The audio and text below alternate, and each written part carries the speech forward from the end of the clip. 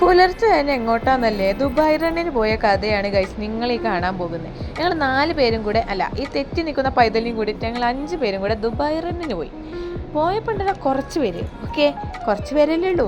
നല്ല സുഖമായി പോവാമെന്ന് വിചാരിച്ച ഞാൻ മെട്രോയിൽ കയറാൻ പെട്ട പാട് എനിക്ക് മാത്രമേ അറിയൂ.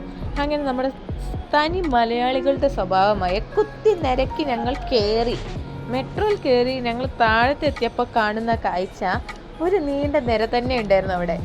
ഇത്രയും പേരൊക്കെ ഉണ്ടാവുമോ എന്ന് വിചാരിച്ച് എനിക്ക് അതിൻ്റെ എക്സാക്ട് കണക്ക് കേട്ടപ്പോൾ കണ്ണ് തള്ളിപ്പോയി.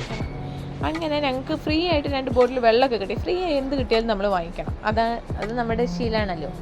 അങ്ങനെ ഞങ്ങളിതാ നടന്ന് പോയിക്കൊണ്ടിരിക്കുക. സംഭവം പറയുന്നവർക്ക് ദുബായ് റണ്ണാണെങ്കിലും ഞങ്ങൾക്ക് ദുബായ് വാക്കായിരുന്നു.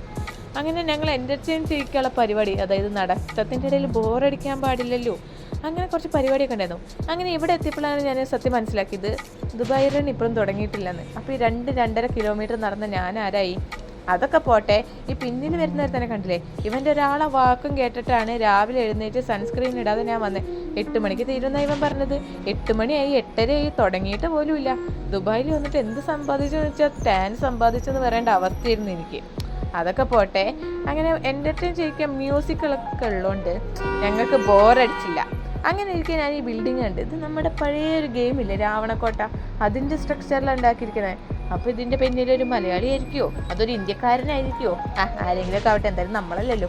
അങ്ങനെ ചിലവർക്ക് ഭയങ്കര ആത്മാർത്ഥതയുള്ളതുകൊണ്ട് അവർ ഓടുന്നു, കിടക്കുന്നു, നടക്കുന്നു, ഉരുളുന്നു, എല്ലാം ചെയ്യുന്നു.